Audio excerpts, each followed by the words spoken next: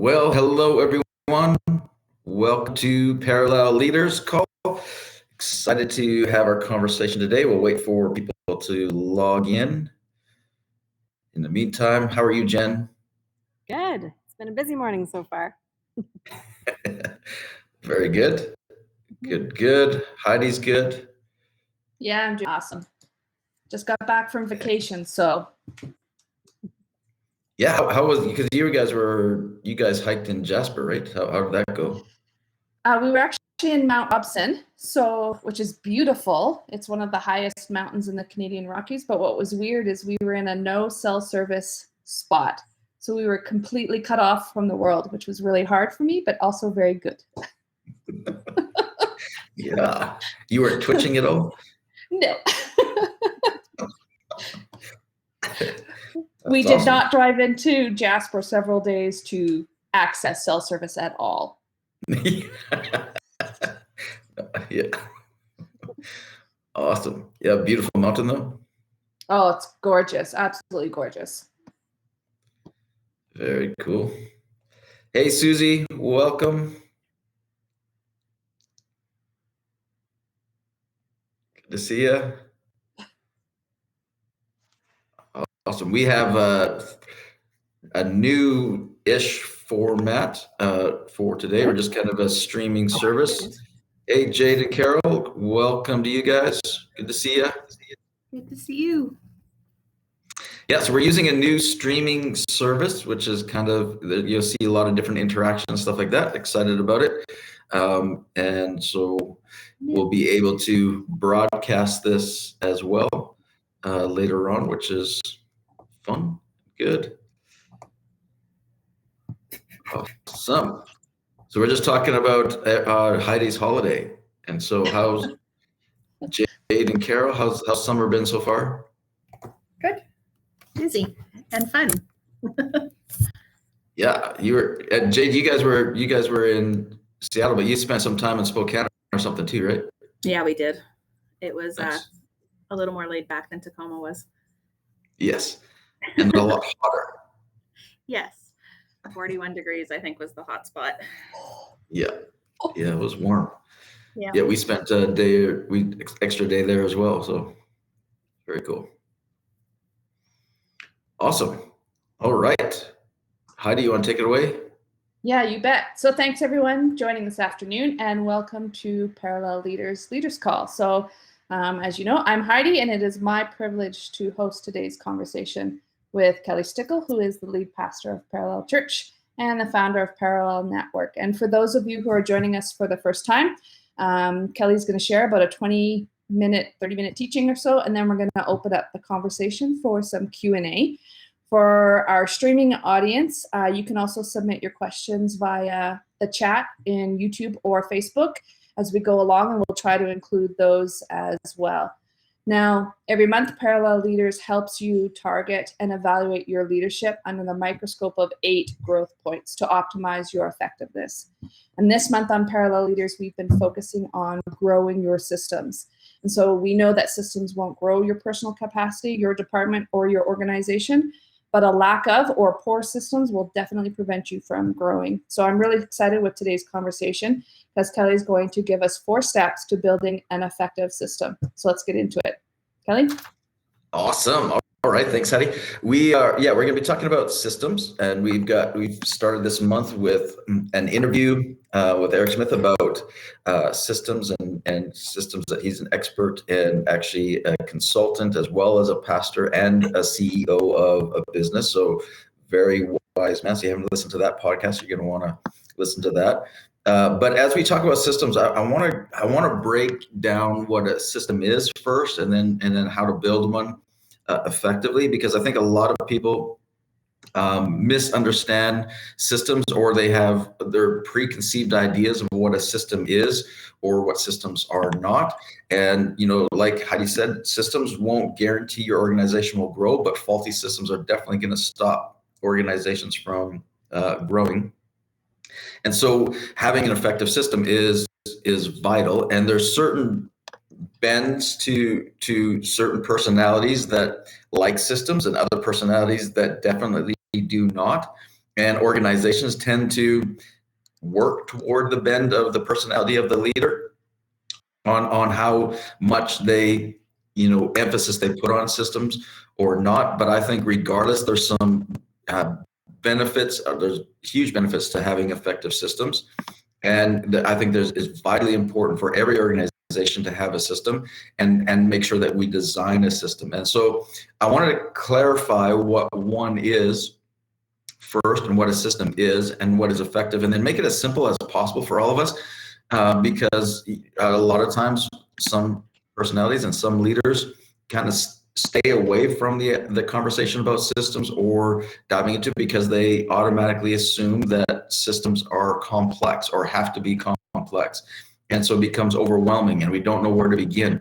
So I want to strip it back as basic as we possibly can in defining it. So it kind of eliminates that in being intimidated by what a system is, and then understanding what it is at its core really helped me anyway, begin to bring clarity to and know whether a system is working or not working. So if you're taking notes, I'm going to give you 4 points to build an effective system.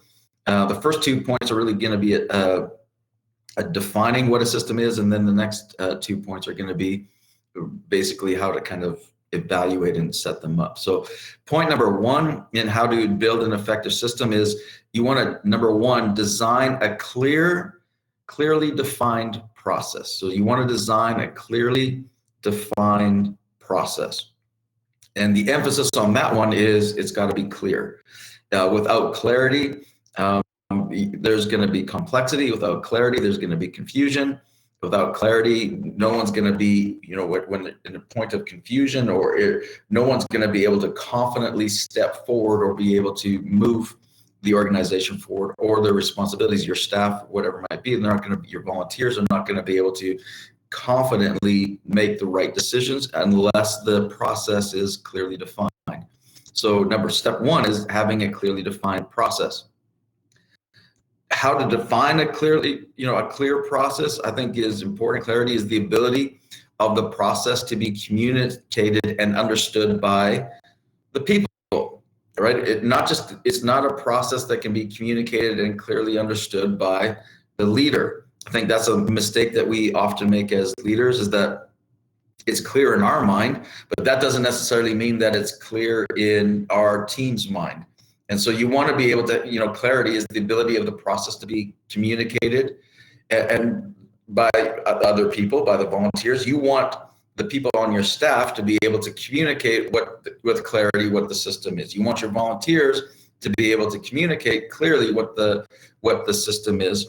And you want them, in order for them to clearly communicate it, they have to clearly understand it. So I think it's so important that for us as leaders, that we really are put an emphasis on bringing clarity, not just to ourselves, not just to our customers, but to everybody that we're responsible for, everybody that's working for us, that they can not only understand what the system is or the process is, but they can also articulate it with clarity. So that's part of that, in bringing clarity. And so it's the leader's responsibility to define much more than just the mission or the purpose, which is the why. The leader also must, define the vision, what the organization needs to do, but also in focusing on systems, leaders must also define the process or the how. And so my question for you is, as leaders, whether it's a business leader, a church leader, or not-for-profit leader, that you want to be able to ask this question: how's our how, right? So is our how, we understand our mission, we understand our vision, but do we understand our process and how we're going to accomplish our mission, how we're going to accomplish our vision? So how's the how? I think a book that really, helped me, kind of grasp in my world, in the church world, the value of systems, is Rick Warren's book, The Purpose-Driven Church. And one of the things, and I read it way back when, I think it came out in the late 90s. And in the book, one of the things that he did is he created these 5 concentric circles. And for Rick Warren, what he said is this is the process. This is his how. And it was so crystal clear that he wrote it in a book, was crystal clear that not only his church got it, but pastors all around the world began to take those concentric circles and begin to implement them into their own churches. And what it was clear was the outside circle was, the community. And he said, this is in the business world, this would be your customer or the target community that your business is operating in, or the target community that you're trying to market to. That's your community, the people, in your neighborhood or in your city, but it's that aren't yet customers. That's the kind of the community. Then his next circle was, in church terms, he used the word congregation, which is, or the crowd, I believe it was. And the crowd was those who would be kind of a first time, visitor. And in the business world, that circle would be your shopper. So you'd have your target community. The circle inside of that one would be your, a browser or a shopper, somebody that's kind of checking out your product or your business and just kind of scoping it out, whether that business is online. You got viewers, somebody that's online and they're checking you out, and deciding whether or not they want to purchase or be involved. That's your shopper. Then you want to have the next concentric circles, like, well, this would be the first time buyer. So this is somebody that is going to actually, attend for the first time, buy for the first time, make a commitment, volunteer for the first time. Whatever that might be, that's the next step. And then the circle inside would be, a return customer, or in the church world, this would be, those who are, now committed to the church. Your return customers, they're coming back and back. In the business world, there's a big difference. A lot of companies are very good at getting the first time buyer. But then what really drives the success is having return customers, where you have a satisfied customer so that they're going to want to return and purchase again. And then the circle inside would be, the core, or the loyal to the brand customer. And I think there's a number of companies that have mastered this loyal to the brand. One of the ones that comes to mind, of course, is Harley Davidson. The fact that people are willing to tattoo a company's brand on their body is probably loyalty. Can you imagine tattooing Coca-Cola on? I mean, it's just like, that's next level commitment that people are willing to do that. There's other ones. Another company that's done a loyal to brand great job is Apple. It's a company that people are, loyal to a fault, and that doesn't matter. They're Apple people. They're going to buy and buy and buy and buy, and they're not just, I've seen Apple stickers on cars, bumper stickers on cars, and you're thinking, why are you advertising your computer on the back of your car? Like, it's interesting, but these companies, whether you're a fan of them or not, have created loyalty at another level to their company. So when you look at the concentric circles, what you're seeing is the outside circle moving into the smallest circle in the middle is a greater level of commitment, right? So you start with your community, and your target audience, and then you've got those who are browsing or shopping, and then you've got your first time buyers, and then you got your return customers, and then you got your loyal to the brand. And the bigger circle is going to be the broader audience. The narrow ones are going to be your smaller audience. But really what that's doing is whatever your organization needs to do is having that clearly defined process, which I thought Rick Warren did brilliant at, is saying, okay, here's your target, here's the next level, and clearly defining what the process was is hugely important for defining a system, which leads us to number 2, is that what is next important in building an effective system is creating movement. Okay, so what that means now is that we're going to have a clearly defined process or clearly defined steps, and defining what those, either through the concentric circles or through table and chairs, or what we've done, or through I've seen people where they put, a piece of paper on the floor, and then they're saying the next big step in put the next piece of paper, and what's the next step. You want to be able to create movement now through levels of community. You want to be able to create movement from the community to the shoppers. You want to create movement from the shoppers to the purchasers. You want to create first-time buyers. You want to create movement from the first-time buyers to the return customers. You want to create movement from the return customers to the loyal to the brand, customer. And it's all about creating movement. An effective system is creating movement. And movement is the sequential steps in the process that causes people to move to the greater area of commitment. And in reality, as leaders, what our job is now is to focus on that movement and creating systems or handoffs from one level of commitment to the next level of commitment, and developing a system that is going to create movement to levels of commitment. So what I think is important to understand is that in relay races, if you watch the Olympics and you see, the relay race, the relay race is a team of four, and the teams that win aren't necessarily the ones that have the four fastest runners. The teams that often win in the relay race is the ones that had the smoothest handoffs between exchanges between one runner to the next. And if there's, races can be lost with a faulty handoff. In the same way, in businesses, we can have the best product on the market, but if we don't have a healthy handoff, to the customer of that product, then the system, it doesn't matter how good your product is, the handoff you're going to lose the race. So it's about when creating movements and systems in these concentric circles and defining the process.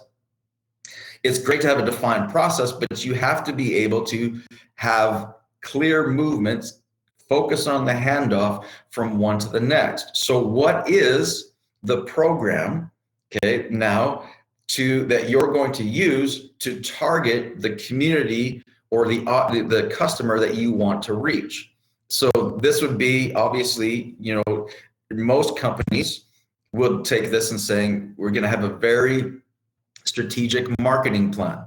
The best companies know who their audience is, know what demographic they're trying to reach, which personality they're trying to reach. They break it down as clearly in defining their customer to the age, to the sex, to the wealth or the prosperity of them, or whatever it might be. They will break down and get very, very clear. And the more clear they are, that's the clearly defined process on who their customer is, the more targeted they're going to be toward the community they're marketing.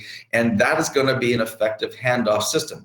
And so we can evaluate that and saying, okay, are we effectively reaching the people that we want to target and reach? And is there movement now from the community to shoppers? And so be able to determine whether or not we have a number of new shoppers. If we have lots of new shoppers, first timers coming by, then we know, okay, the system must be working. There's movement. But if we have a lot of first time shoppers, but they're not purchasing, we have a systems problem, because there's the baton got dropped somewhere in the handoff between getting them from that circle to the next one.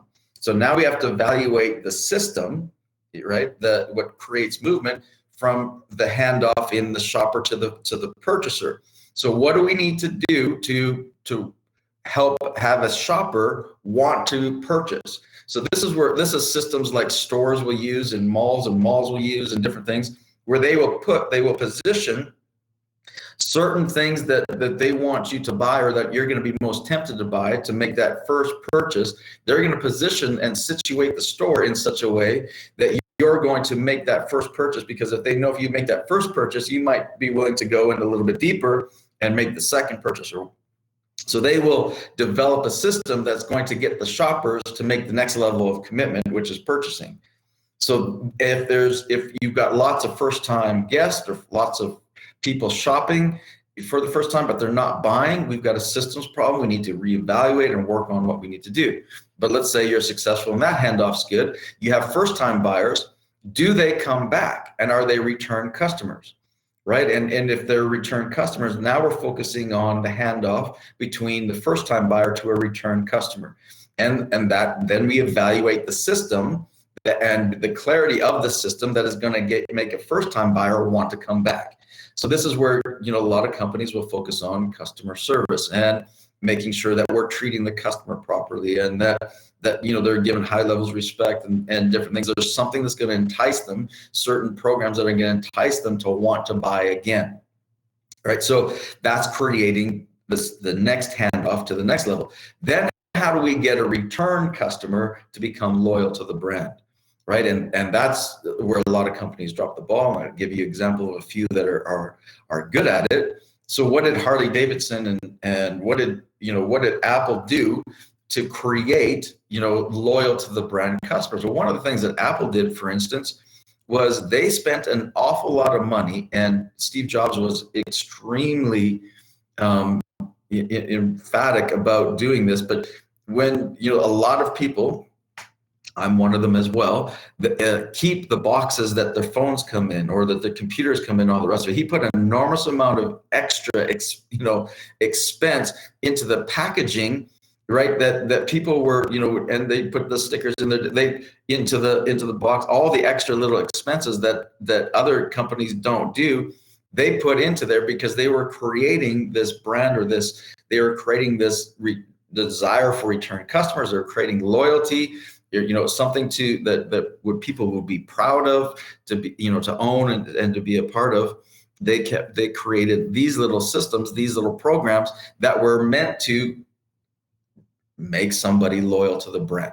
So each one of these, and for Harley, they created a culture around their motorcycles. They marketed in such a way that they're creating a culture around, what the Harley owner is, and they're tough, they're bikers, they're whatever it might be. They created this to where people feel like, man, I got to tattoo that on my body to show that I'm tough. It's a company, it's a corporate logo. Like, what's the deal? Yet they did such a great job in the handoff from a return customer to creating loyalty to a brand. And so that is something where we look at it and clearly define the process, but also asking, is there movement? And wherever you see a stoppage in movement, you have a systems problem. And for me, that was one of the things that helped me clearly understand systems more than anything. Is like, systems are just simply movement. It's creating movement. And if it's movement to the next level of commitment. In the church world, like, who are we? We want to reach our community. We want someone to check out our church, whether that's online or whether that's in person the first time. We want them to then have such an experience that they come back. And then when they come back, we want them to be committed. And then we want them to be part of the core. And we want to create movement. And we want to be able to put our programs in such a way, with clarity and with simplicity, in such a way that there's a clear next step, which is about creating movement. And clarity is what is the clear next step for the customer, or for the attendee, or for the volunteer. What's the clear next step? And that's defining the process. That's also making sure that there's movement. And then once you create movement, put your programs in that sequential order of this program is designed to create the movement to that next level. That's what it's designed for. What also is important is you want to have a clear entry point to your process. What's the clear first step? So in the church world, is the clear next step the website, or which is becoming more and more important? Is the clear next step, walking inside the church building the first time? For the businesses, is the clear next step walking into the organization or shopping online? What's the clear entry point to the process? And a lot of companies are unclear on that entry point. And if you're unclear, I guarantee you the customer is even more fuzzy in what that is, and they're less likely to jump in. So again, how to build effective systems. Number one, design a clearly defined process. Number two is create movement.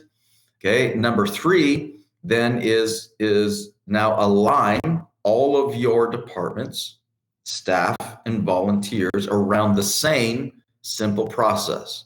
Okay, so 3 is align your department, staff, and volunteers around the same, that's important, the same simple process. So once you have clarity to the process, once you can see, okay, you put the programs in sequential order and so that we can create movement. Now you want to align all of your departments, all of your staff, all of your volunteers around the same simple process of increasing greater levels of commitment and creating movement to greater levels of commitment within the organization. And I'd implore you to resist complexity, pursue simplicity, right? Well, we don't need to have 5 steps in between each level of commitment. We want to have 1, if at all possible, and creating 1 simple step and align everything within that simple process, and making sure that we can create that clear. That's important. That's the clarity thing. Next movement, next handoff, next step to a greater level of commitment, and align your marketing department saying you're targeting this audience. You want to align your follow-up. You want to align your volunteers. What part of the movement, what part of the sequence are they in? And then fourthly, you want to narrow your focus. So you want to align all your departments, and then you want to narrow your focus. And both of these kind of work alignment and focus work is you want to have to do less if you want to grow more. And so sometimes you're going to have to eliminate what potentially works, and what is presently working to what potentially works best. So sometimes you have to eliminate the good to have the best. And that's narrowing the focus. And narrowing the focus and cutting things sometimes creates more clarity. What's also important with alignment, and focus is measurement. You're not going to be able to manage what you don't measure. And so in order, again, taking our concentric circles, if we look at it saying, how many first-time shoppers has our business had in the last month? If you don't know that number, or you have no way of tracking that number, you're not going to be able to manage that system effectively, because you're going to be it felt like we had this many first-time guests. It felt like we had this many first-time shoppers. It felt busier this month than normal. But if you don't know, you're not going to be able to properly manage that sequential handoff and know whether the system is working or not. So you want to be able to, when you're aligning department staff and volunteers, you want to be able to align measurements as well. Focus on measurements and go, okay, we should know how many are in our community that we're trying to reach. What's our target? What's our target audience? If your target audience for your business is senior citizens, you should know in your 30-mile radius how many senior citizens are in our area that are our potential community of reaching. If your organization's wanting to, grow with, teenagers, you should know how many teenagers are there. If you want to know, you should know what the size of your community is. And then you should know how many first-time volunteers, first-time shoppers, first-time attendees we've had in the last month. You should know that, because then you can see month after month whether or not your system is being effective. And sometimes you'll see, well, that number's been declining for a month. We probably have a systems problem because our movement is decreased. So if it's increased, we know our systems are working. How many of our first-time shoppers are actually first-time buyers? We should know that, right? And is there a way that we can track that? And if we can track that, then we can know that our system is working and that we're having enough first-time buyers. How many of our first-time buyers have been return customers and come back and have been greater commitment? We should know how many of our buyers are return customers and find a way to do that. How many are loyal? We should know that. And again, if you know that number, it's going to be easier to manage, because you're going to be able to see the effectiveness of the handoff, and you'll also be able to see where the baton is being dropped. And then when you see, well, man, we've got lots of first-time buyers, but we don't have a whole lot of return. We got a systems problem. What are we going to do? Maybe it's our customer service. We're going to focus this next season on narrowing our focus and aligning our departments to make sure that we can fix that system so that we can create and keep the movement. So when it comes to focus, the more you focus each environment or circle or department, the more you focus each environment, the greater the relevance. The more you focus each environment, the better the connection, right? Because if there's people aren't sure where to connect or how to connect, they're not going to connect. So the more focused you are, the better the connection. The more focused each environment is, the higher the quality. You're going to be able to deliver more. If you do too much, you're going to do too much at good. But if you do a few, you might be able to do great, right? So the more you focus each environment, the higher the quality. The more you focus each environment, the stronger the impact, right? So focus is vital. And focus really is the commitment to abandoning everything that falls outside of the simple process. If there's something the organization is doing that doesn't create movement to greater levels of commitment, then you have to ask, why are we doing it? If it's not helping, well, we're just doing it because every other company does it. Yeah, but they probably don't know why they're doing it either. Focus is really the commitment to abandon anything that falls outside of the simple process of creating movement to the next level of commitment. So to sum it all up, how to build effective systems is clearly define a process, design a clearly defined process, which is your next steps. What's next? What's the next level of commitment in the organization? Right? And create movement. So in that next step, what is the handoff in between this level of commitment to this level of commitment? And I want to create movement there. And then are we aligned? Our departments aligned, our staff aligned, our volunteers aligned, around the same simple process of anything out of order. And then let's narrow the focus. What can we eliminate that is not helping us be effective in creating movement? So there's just a little summary, little teaching on systems. I hope that helps. And I think now I'm going to hand it over to Heidi, and we're going to go into a Q&A time. Awesome, thank you. I think this is a really important conversation, especially as our world moves faster and we're bombarded with new tools and productivity hacks daily.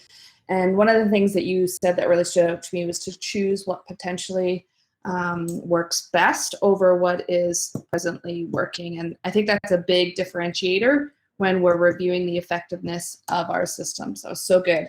So we've got a few minutes left to open up the conversations for a few questions or comments. And I know that Tim already posted one in our chat.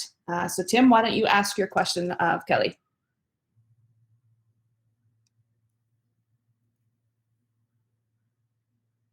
Oh, you're muted.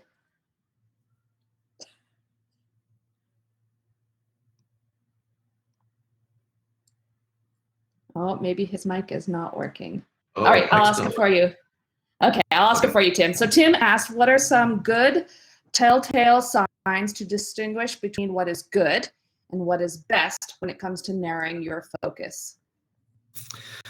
Yeah, that's a great question. I think a lot of times what we focus on that is good is something that at one time was great.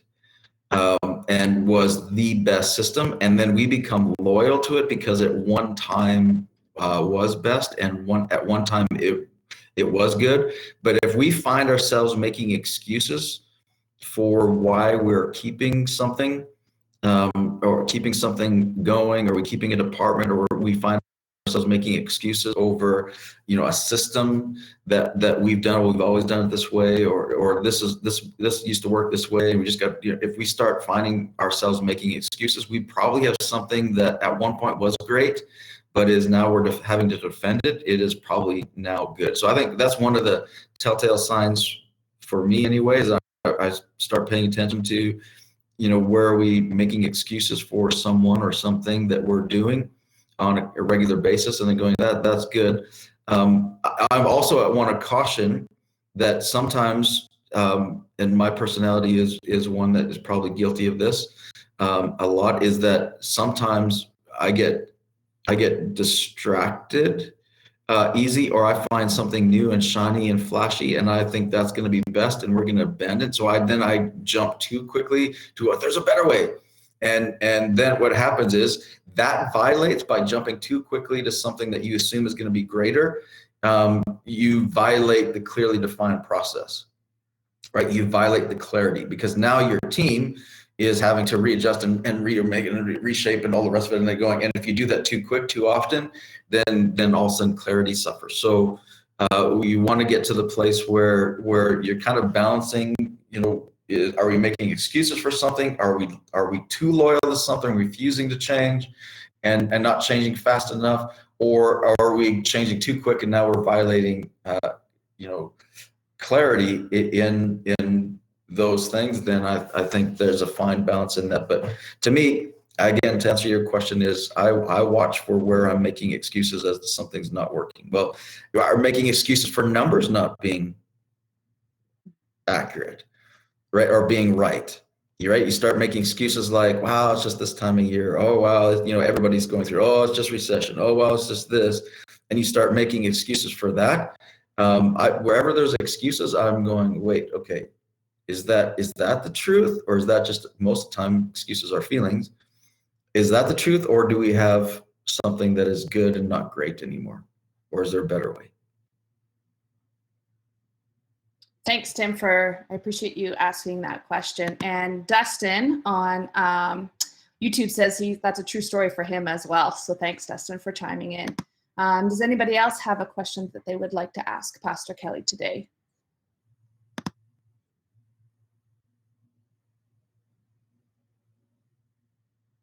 It's very cool. Dustin's watching on, where is he watching on? He's watching on YouTube. That is awesome. I love that. You'll be able to watch on Facebook and YouTube, LinkedIn, I believe, as well, which is very, very cool, and be able to chime in. So, hey, Dustin, it's great to have you. Thanks for joining us. Yeah, and Renee was watching on Facebook, but he couldn't get in on the video camera because apparently his hair wasn't done on time. But he does have a question for us. It's a long one. I'm not sure if it'll show completely on here. Let's see. All right.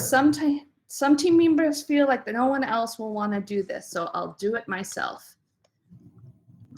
And of course, this thing is going small on me and I can't read it. And meanwhile, people are waiting to be asked to serve. So how do we teach our leaders to grow their teams and teach their systems to people who might not be a part of these? Such a good question. A lot of times we have the assumption that everybody enjoys what we enjoy and thinks like we think. And the reality is that God made each one of us extremely different. And I think it's absolutely crazy that there's people in this world that love numbers and spreadsheets and doing all the detail stuff. I was like, I don't want to ask anyone to do that stuff. That stuff is torture. That's torture for me, but there's people that actually come alive with that and love that. It's crazy.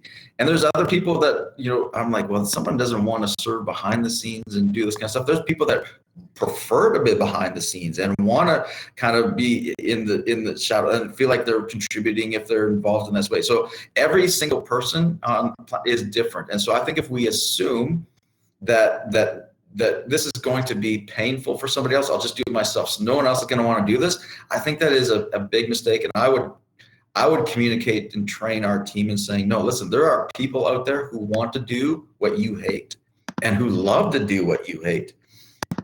And there's people who hate what you love and would be terrified to do what you prefer to do.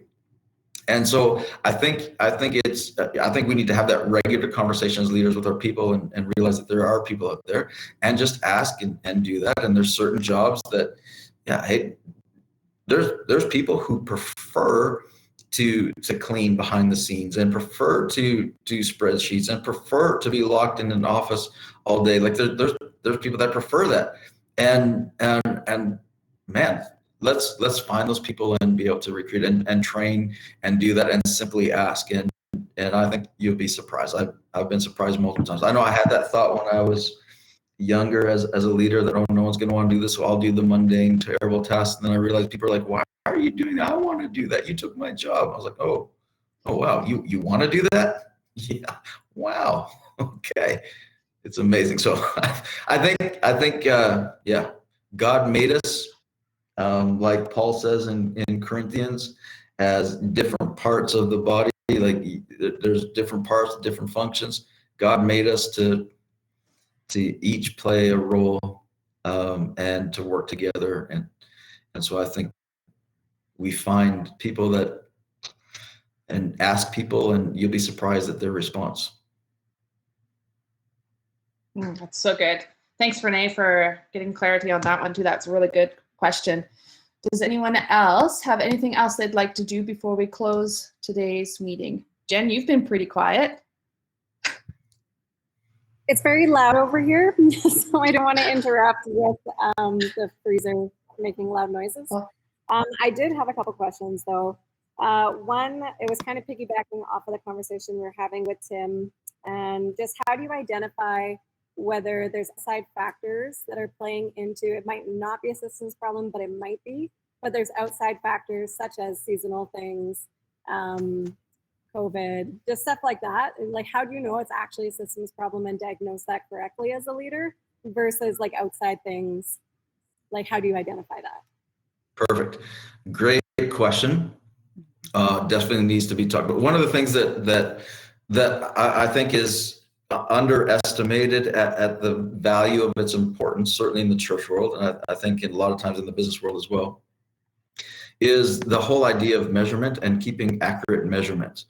So the more accurate you are in your measurements and the more focused you are in your measurements, the better you're going to be able to discern between outside circumstances and whether different influences and whether you got a faulty system or where the problem really lies. So the proper way to do the diagnostic on where the problem really lies is to know, for instance, is this a seasonal thing?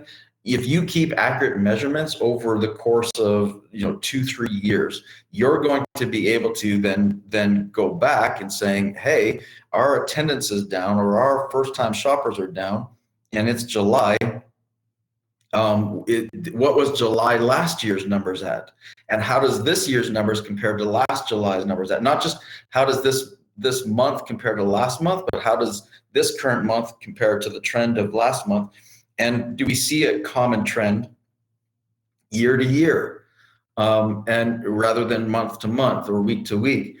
And if we starting to see some common trends, like for instance, in the church world in Canada, if we wanted to get depressed in July, that our attendance is much lower, and we got a big problem in July versus June, then we're going to go, wait, we're going to make some mistakes, because the truth is people go on holidays in summer and attendance goes down. But if we compare, it's probably more accurate for us to compare this July to last July. That's more accurate, and we can evaluate and do a proper diagnostic that way. So that's one way. Another way to do that is to then compare, in the business world, your measurements and the accuracy of your measurements now to other companies that are, and find out from some of your competitors.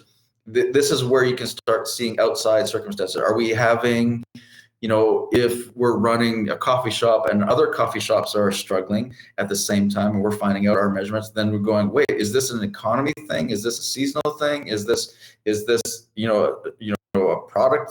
Like, what is the issue that's going on? So if you can now compare your measurements to other similar organizations and see if there's some trends going on, then you can know, again, properly diagnosing whether or not the problem is us, or whether the problem is the economy or our community, or wherever we can accurately define the problem, then we're going to be able to bring the proper solution.